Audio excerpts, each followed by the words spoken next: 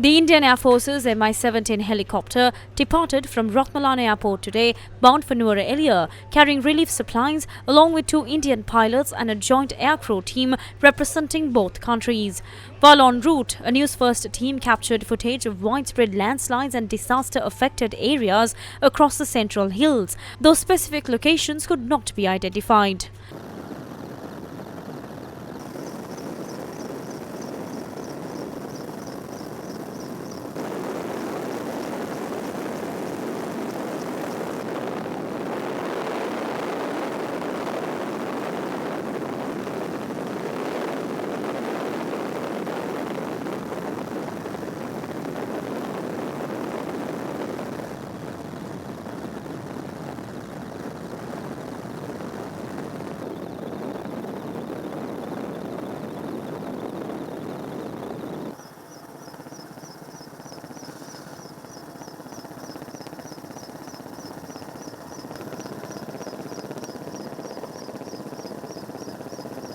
The helicopter made its first landing at the Poromadulla Public Stadium in Maturata, Nuwara. I'm currently in the Poromadulla area of Maturata in the Central Highlands, and as you can see behind me is how the public or the affected communities who have come here to the public grounds of Poromadulla unloading goods off of the Mi-17 helicopter belonging to the Indian Air Force. We arrived here a few minutes ago, and this is how the people of Maturata area or the Poromadulla area of Maturata are loading their goods, loading these relief supplies and the donations that they've received into a truck, and they will be distributing these supplies to the affected communities from the aftermath of Cyclone Ditwa. And you can see how the public have gathered here to see what is happening here as well.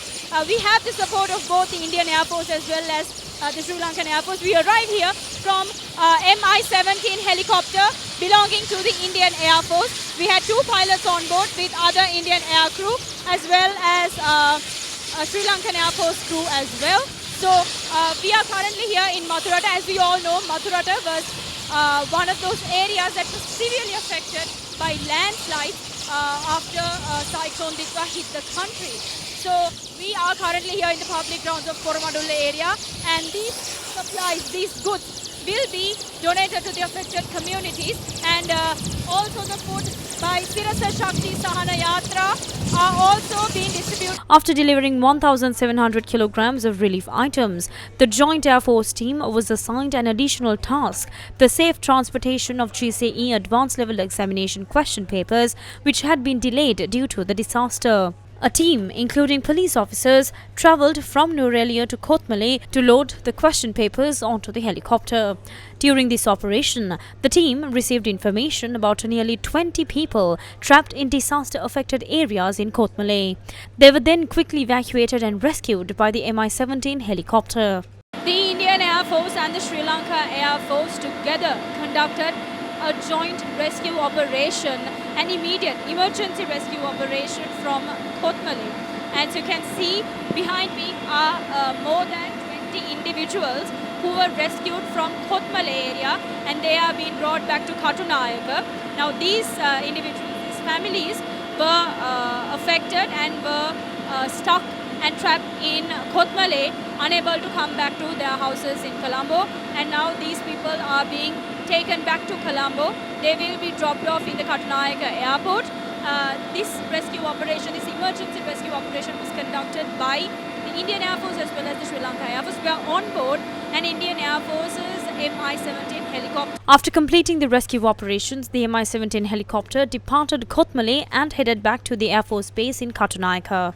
What kind of assistance has the Indian Defence Forces have provided Sri Lanka up to now for the evacuation, for the rescue operations and even relief efforts? As part of Operation Sagar Bandhu, immediate response to the cyclone Ditwa, the Indian Armed Forces under the direction of Government of India has responded as a first responder.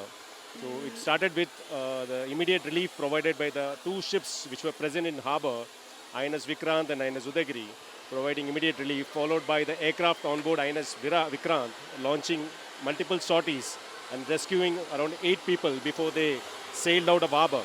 and subsequently multiple aircraft from Indian Air Force had arrived.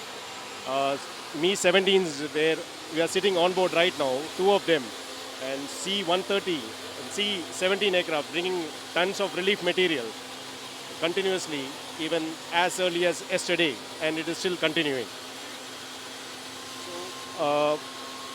The immediate aim was to provide urgent relief and rescuing the personnel, and subsequently establishing a field hospital to provide continuous care for the affected victims in the affected area.